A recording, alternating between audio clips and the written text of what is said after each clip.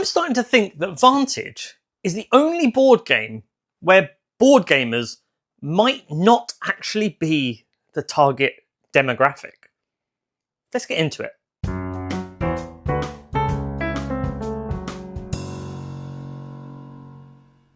Now, I'm not saying that Vantage isn't a board game, because clearly it is, but I am saying it's more a choose-your-own-adventure story with dice.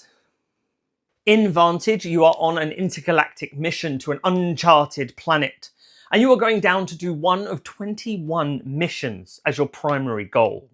You'll start the game as one of 6 characters, and you'll also have a starting card which will be different to the other players. This vantage point will remain hidden from the other players and only you will know the information. You can even put it in this handy dandy little stand so you can keep it in front of you. You are free to explore the cards in any way you want. There is no right or wrong way to play the game, except for the rules, kind of. But you get the point. The more you explore, the more you can interact with these cards. You'll be able to move, to look, to engage, to help, to take, or to overpower. And any action you take will require you to read from one of these 6 books and roll some of these dice. You'll be building a little 9-card tableau in front of you. As you search and explore through this uncharted world, you're getting upgrades, you'll be getting money, you'll be getting better attributes, that kind of thing, to be able to progress more with your mission and your destiny within the game. You'll have this little grid in front of you and you'll have 3 wooden pieces. This is your time, your morale, and your health. And when you roll the dice, depending on what comes up, depends on how you move these down the track. This, to be honest, this is where things get really, really difficult, because if you have a bad roll, and this literally happened the last time I played it, I died. Like, immediately. We literally set up the game and played, and I popped my clogs. And there is a way to mitigate that. You can roll a reset. Essentially, you'll roll all the dice, and you'll move whatever you move face upwise across. But if you don't on that roll, the game's over. And that, I think, that might be my least favourite thing about it, is it can be over very punishingly quick, and then you're just re-racking and starting again. Because every action you can only take once on a card, and then you move on to a different card. So you don't get the full exploration of that one card. You just have to hope that next time you play it, that card comes around again.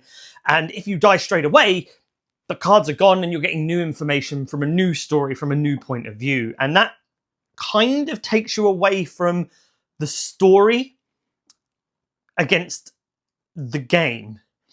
And I understand this is a game and it's trying to be more of a game. Genuinely, this is a fantastic choose your own adventure story with dice. I really do love this game. My wife and I, we play this regularly and we just have a really good time. And even without this, you can still have a really good time exploring and finding what happens. So there is a real mix of, this is a great choose your own adventure game. There is a game, but the adventure's the bit that you really want to go on and enjoy. I can't entirely show you what is in this massive box of cards, but trust me, there are some fantastic things that occur. There are mini games to explore. There are friends to meet along the way, and you can flirt with them. And trust me, always choose flirt. It's quite fun. And that's where I'm left scratching my head here, really, because this is so fun. This is a really good exploration game. It's a wonderful solo experience. It's a wonderful multiplayer experience where you're trying to talk to each other to discuss what you can see on the planet and what your friend can see on the other side of the planet where they've crash landed. And I really, really enjoy that. It's just punishingly hard at times, and the game can end just too soon. Too soon.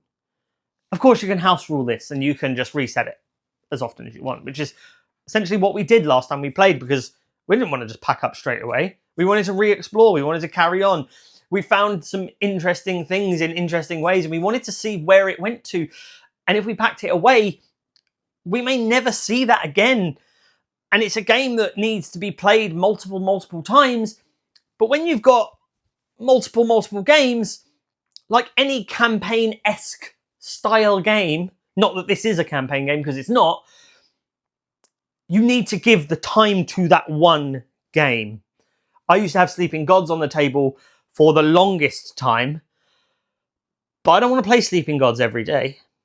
I want to play all of the others and then come back to them. And this has got that, which is good, and it saves brilliantly in this box. You should just reset and start again, but I feel that sometimes I'm going to get more questions left unanswered within the game, and I want to fulfill that story. I want to see what happens to my character. And I know that's completely voids the point of this being a game. You are meant to just play what you are, end, put it away, start again. And that is also brilliant. But yeah, it's a head scratcher. I love it as a story. I'm not entirely sure that this is as much a game. And if you have friends who love those choose your own adventure stories, this is up there with one of the best. And that's my thoughts on Vantage. Please let me know in the comments what you think of Vantage if you've played it. If it is on your radar of something you want to give it a try, let me know. If you've got any questions, leave it in the comments and I will get back to you as soon as I can. Thanks so much for watching. Remember to like, share and subscribe, and I look forward to seeing you on the next one.